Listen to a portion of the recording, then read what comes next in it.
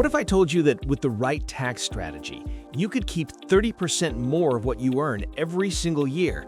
Not by doing anything shady, but by using completely legal, IRS-approved strategies that most business owners never implement. Today, I'm going to show you exactly how this works. Let me start with a simple question. How much of your income are you currently paying in taxes? If you're a business owner making good money, you're probably paying somewhere between 30 and 40% of your income in federal, state, and self-employment taxes combined. That means if you're making $300,000, you're handing over $90,000 to $120,000 to the government every year. And what if you could reduce that by 30%? Instead of paying $100,000, you're paying $70,000. That's $30,000 back in your pocket every single year. That's not fantasy. That's strategic tax planning, and it's what we're going to break down today. Before we get into the strategies, you need to understand a critical distinction: tax planning versus tax filing. Tax filing is what most people do. You get to the end of the year, gather your documents, hand them to your accountant, and they file your return. You find out what you owe or what you're getting back, and that's it. It's reactive. You're looking backward at something that's already happened. Tax planning is completely different. It's proactive. It's about making strategic decisions throughout the year that will minimize your tax burden before the year even ends. It's the difference between saying, "Here's what I owe," and saying, "Here's what I'm going to do to make sure I owe as little as possible." And here's the key. Almost all the strategies that save you serious money require planning. You can't implement them after the fact. You can't retroactively change your business structure. You can't go back and make retirement contributions after the year is closed. You can't recreate business expenses that weren't tracked. Strategic tax planning means thinking ahead, and that's where the 30% savings comes from.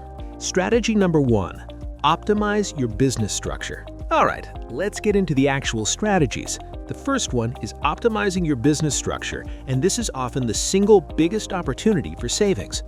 If you're operating as a sole proprietor or a single-member LLC taxed as a disregarded entity, you're paying self-employment tax on all your profit. That's 15.3% right off the top, plus your regular income tax. But if you elect S-Corporation status, you can dramatically reduce your self-employment tax burden. Here's how it works. With an S-Corp, you split your income into salary and distributions. You pay yourself a reasonable salary for the work you do, and the rest of your profit comes out as distributions. You paid payroll taxes on your salary, but distributions aren't subject to self-employment tax. Let's do the math. Say you have $200,000 in business profit. As a sole proprietor, you're paying 15.3% self-employment tax on the full $200,000. That's over $30,000.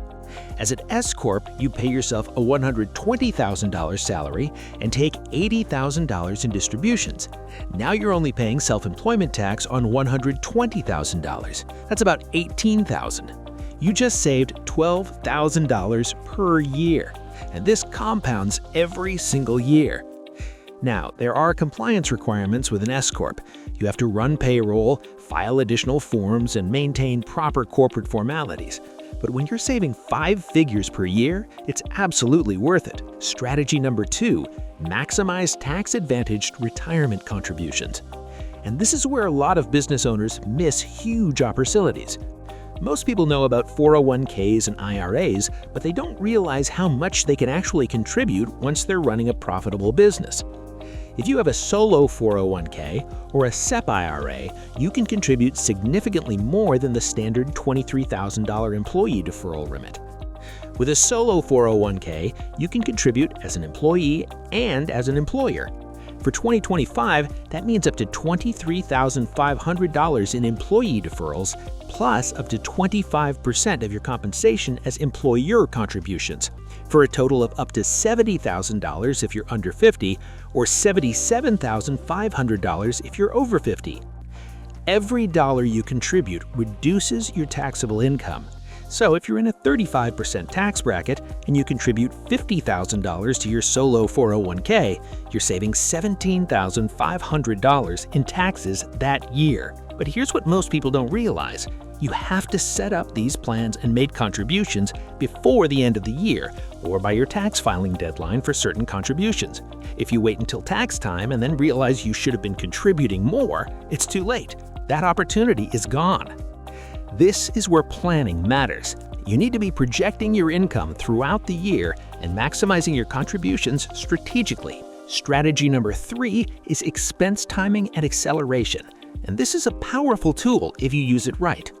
The basic idea is this. You have control over when you incur certain business expenses. If you know you're going to have a high income year, you can strategically accelerate expenses into that year to offset the income. For example, let's say it's November and you're projecting a $250,000 profit for the year. That's going to result in a significant tax bill.